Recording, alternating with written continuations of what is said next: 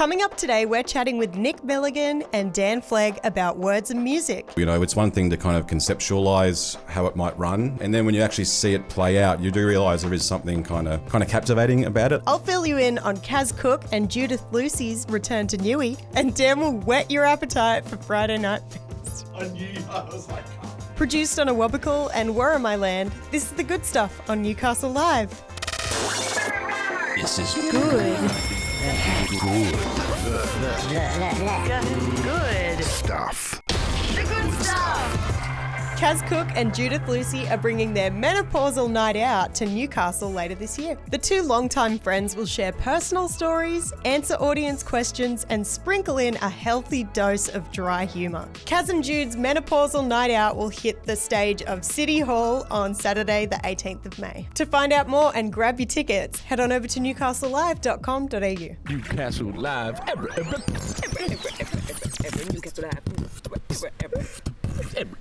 Newcastle Live. The second instalment of Words and Music will be coming to the Newcastle Conservatorium on the 6th of April. Here's the chat that we had with the curators of the show, Nick and Dan. What kind of theme does this year have? Well, for our event, Words and Music doesn't really have a theme this year. The inaugural Words and Music last year was the 10th anniversary of the festival. So we had this idea that the songwriters we invited to interpret someone else's work, we asked, could the writer be from either Newcastle or someone that has appeared at the festival throughout its 10 years? Because it's not their 10th anniversary this year, when we spoke to Rosemary and Amy, who were putting the program together, we felt let's just throw it open, let the guest artists pick who they want to pick. Encourage them to do someone local if possible, but no, not be as stringent this year. So not really a theme. It's really just, again, it's about the nature of inspiration and, songwriters performing a song that's somehow connected to a poem, a short story, a play, whatever it might be. So that's really the only theme, I guess. Can you tell me about some highlights from last year's event? Ooh.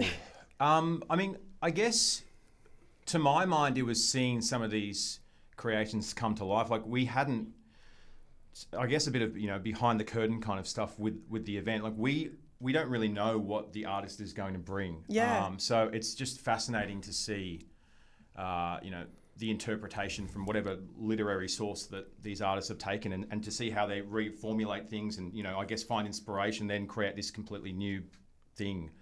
So for me, I guess it was just being privy to that and seeing how people are inspired by the written word. And there was some pretty fantastic kind of ebb and flow there, though, like whether it be just an acoustic performance to seeing over a dozen people in the choir kind of sounding off at the end of the show. And The Poets Pop had a choir at the end, yeah.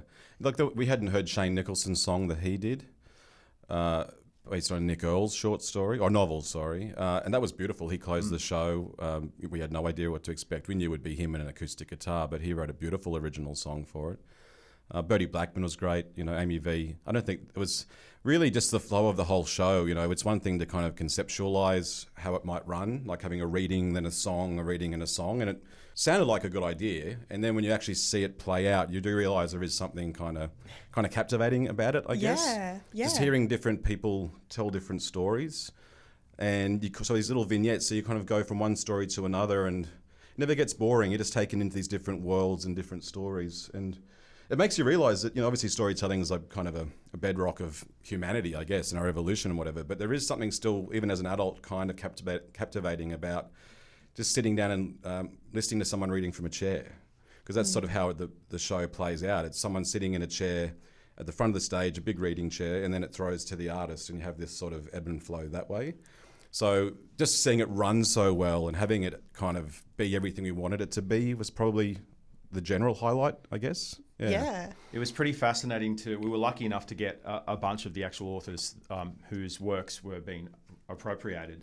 Like Mark Mordew comes to mind. There's just some people that they can captivate an audience just by reading a passage, and it's hard to explain unless you were there, but the energy that was kind of in the room when he sat down, and it was just really disarming. He came in and it felt like you were sitting in his living room as he told a story, his own words, expressed them, and then somebody came out and then, I guess, had grabbed something that they felt really moved by and created something completely new. So, yeah, it's interesting to see things made and remade. Yeah, so this year shouldn't be any different, really. I think it's another sort of sonically varied group of artists. Yeah, well, I mean, you have Jim Magini and Adam Newling. That's two, pretty varied sounds right there. Absolutely, Can you tell us about the rest of the lineup? Yeah, so we've got Natalie Demjanovic Napoleon, who's a poet and songwriter. We've got Deborah Conway, music legend. Wow. She's released a memoir about her childhood, and she'll do a reading from that, and then a song that's connected to her childhood. Nina Romero, who's a fantastic local soul singer. She's performing a song on the piano, as far as I'm aware, inspired by the book Dark Emu. And Magini himself actually will be playing the piano as well. So he won't be on the guitar, and everyone, of course, knows him as the guitarist of Midnight Oil, but he's a singer-songwriter in his own right, of course, and he's just put out a new EP with Rob Hurst. But he's released a memoir called The Silver River, and he'll be performing a song.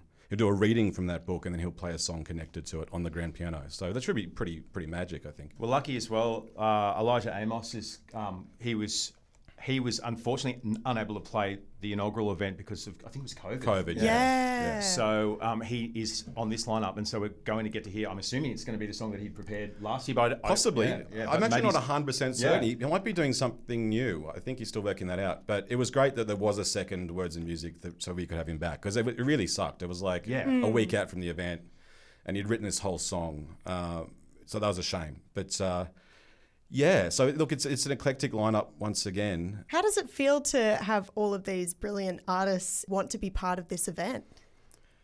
Oh, it's wonderful. I mean, we're always pretty amazed with the lineups we manage to put together, particularly with the kind of a new concept, I guess, as well. I mean, if we can keep doing it, it'll build more of a reputation. And it's not that we want to get bigger artists. We're pretty happy and amazed with the artists we already have, to be honest. But oh, look, it's fantastic. When you have someone like Jim Magini say they're keen to jump on board and do a song, it's an absolute thrill. And last year was the case with Bertie Blackman and Shane Nicholson, I guess were the sort of the more well-known artists on the bill.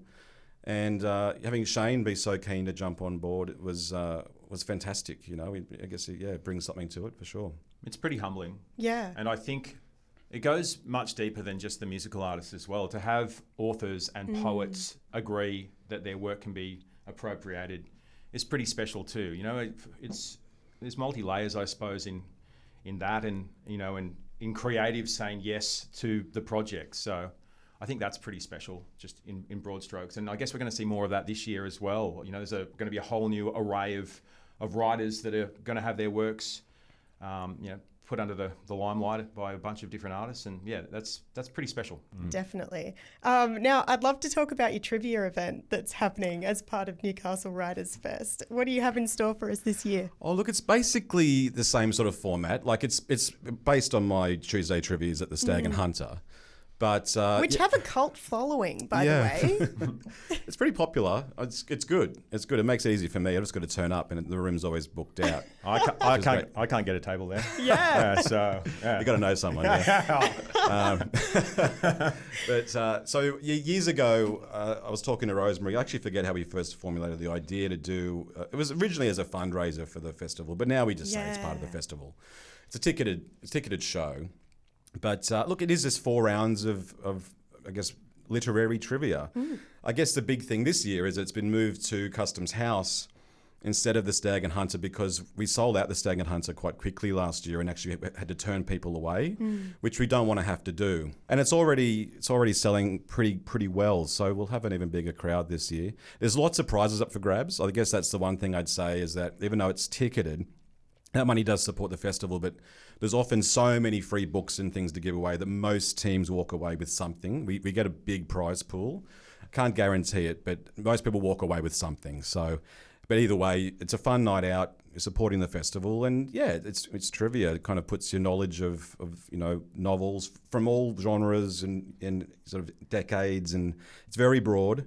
It's not just one particular kind of genre. So there's something there for everyone. Yeah, brilliant. All right, well, I can't wait for your trivia event and for Words and Music. Congratulations on another year. Thank you. Thank you for having us. This is where it sounds good. Good stuff. Friday Night Feast is back at the station this weekend.